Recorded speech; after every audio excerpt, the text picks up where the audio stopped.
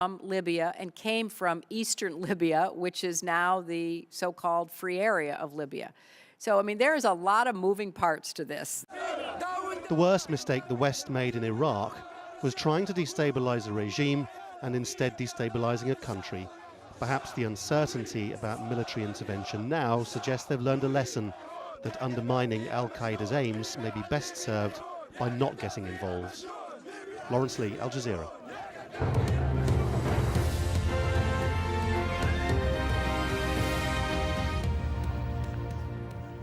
Hello, this is Al Jazeera, and these are the stories making the headlines. The International Criminal Court has just announced a full investigation into alleged human rights violations in Libya. Speaking at The Hague in the Netherlands, prosecutor Luis Moreno Ocampo says Gaddafi and his inner circle, including some of his sons, have already been identified. We identify some individuals with de facto or formal authority who have authority on the security forces who allegedly committed the crimes. They are Muammar al-Gaddafi, his inner circle, including some of his sons, who had de facto authority. But also, there are people with some formal authority that should pay attention to the crimes committed by their people. There's more political upheaval in Egypt. The Prime Minister, General Ahmed Shafiq, has resigned. His replacement is Essam Sharaf, who previously won accolades for trying to kickstart a new nationwide transport initiative. A mass protest planned for Friday against Shafiq's rule is still set to go ahead. Shireen Tadros has the latest from Cairo.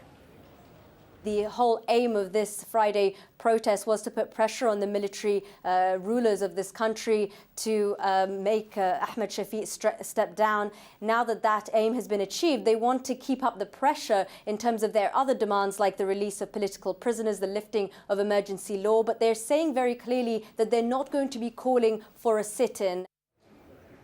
In northwestern Iraq, at least 9 people have been killed by a suicide bomber. Police say the bomber was targeting Iraqi soldiers collecting their paychecks at a bank in the town of Haditha. In Yemen, thousands have again been demonstrating in the capital Sana'a and the northern city of Sada. A senior government official says President Ali Abdullah Saleh will respond positively to an opposition roadmap for him to step down. German police say the man arrested after 2 US Air Force personnel were shot dead was born in Germany, but his family is from Kosovo. The airmen were attacked as their military coach arrived at Frankfurt Airport. 5 Australian former prisoners of war have arrived in Tokyo as guests of the Japanese government. They met Japan's foreign minister as part of a drive to heal the wounds from World War II. 22,000 Australians were held as POWs, and Japan has never officially said sorry for their treatment, which was notoriously brutal. Those are the top stories. Egypt burning is coming up next.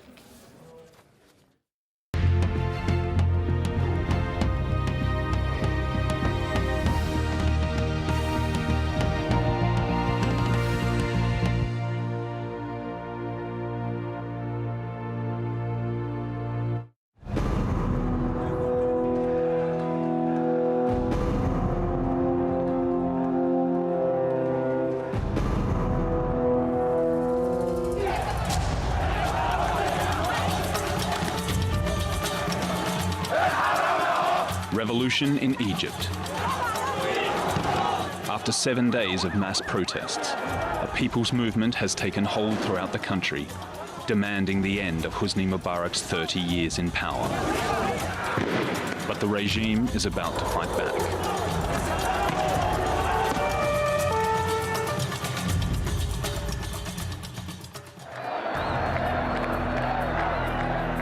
Tahrir, or Liberation Square, in the center of the Egyptian capital, Cairo. Police have melted away. The army has moved in, but has done nothing to stop the protests. The protesters are full of hope that the regime is cracking.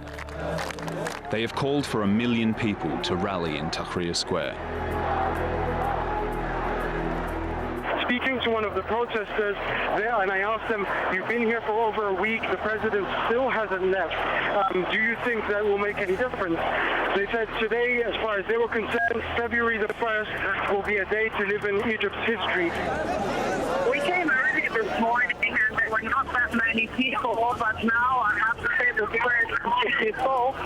people are determined. What we started, there's no going back.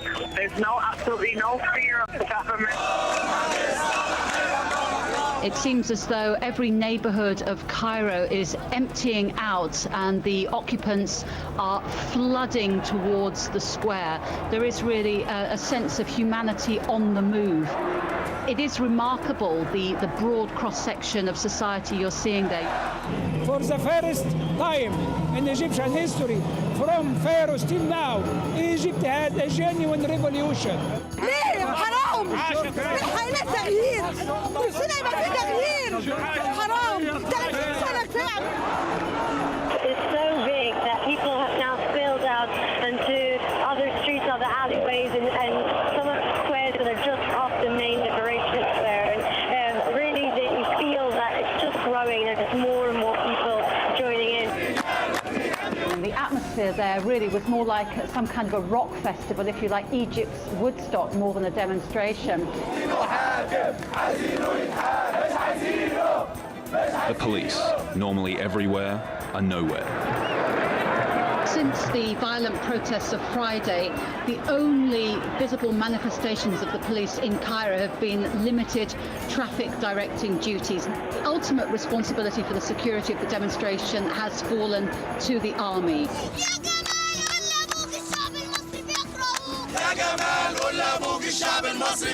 The president himself, he has tried to appease the public. He has sacked the government. He has appointed a new government. He's tried to announce new initiatives, appoint a vice president. All of that has only brought out more people day after day, day after day. It does not seem that they are going to be easily satisfied unless the president himself stands down. A lot of people here are telling us they're extremely frustrated. They don't understand why the president, in their own words, is not getting their message. I think when the images became apparent that they exceeded 1 million people, that in fact so many walks of life had come to Tahrir Square, it simply was no longer possible for the government to avoid it. It was simply no longer possible for the senior leadership of this government to try and just simply address the issue with political maneuvering. Let's bring you up with the latest lines coming out on this developing story. Now, it's being reported that the Egyptian President Hosni Mubarak will speak to the people soon. As President Mubarak was about to address the nation, there was a feeling of genuine excitement amongst the protesters. I was in the square as the screen flashed up with President Mubarak's image, and protesters ran to the screen. I did not intend to run for the coming presidency. I have exhausted my life serving Egypt and its people. I tell you in plain words that in the few months remaining in my current term, I will work towards ensuring the measures and